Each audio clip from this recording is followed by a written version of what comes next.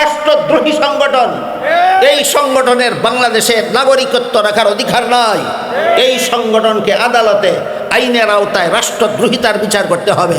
যদি বিচারও করা হয় না, দেশের নাগরিক হয়েও থাকতে চায়, সারা দেশের হিন্দু মুসলিম বৌদ্ধ খ্রিস্টান নির্বিশেষে সমস্ত বাংলাদেশের নাগরিকদের এই ইসকনের বিরুদ্ধে জিহাদ করতে হবে।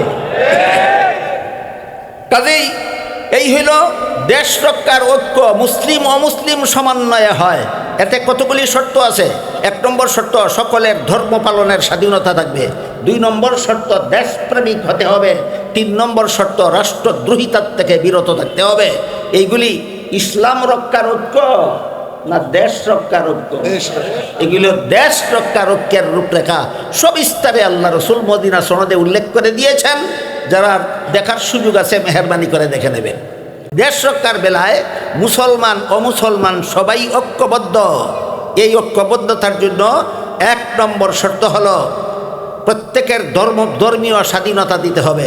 2 নম্বর শর্ত হলো দেশপ্রেমিক হতে হবে। 3 নম্বর শর্ত হলো রাষ্ট্রদ্রোহিতামূলক কর্মকাণ্ড থেকে নিজেকে বিরত রাখতে হবে। বলুন, এগুলি ইসলামী ঐক্যের রূপরেখা না দেশ রক্ষার ঐক্যের রূপরেখা? দেশ রক্ষার ঐক্যের রূপরেখায় সব মুসলমান একত্র হওয়ার কথা নয়। দেশের সমস্ত বাসিন্দা মুসলমান অমুসলমান নির্বিশেষে সবাইকে ঐক্যবদ্ধ হওয়ার কথা। এমত অবস্থায় কোনো মুসলমান যদি দেশের স্বার্থবিরোধী কর্মকাণ্ডে লিপ্ত হয়, সেই মুসলমান হবে রাষ্ট্রদ্রোহী। হয়তো তার নাগরিকত্ব বাতিল করতে হবে, আর না হয় তাকে দেশদ্রোহিতার শাস্তি আদালতে বহন করতে হবে। এরকম একজন দেশদ্রোহী মুসলমানের নাম, ইতিহাস কুখ্যাত মুসলমানের নাম হলো মীর জাফর। মীর জাফর মুসলমান নবাবের প্রধান সেনাপতি ছিল, জাতিগতভাবে ছিল মুসলমান। বলুন, সে দেশপ্রেমিক ছিল না দেশদ্রোহী ছিল?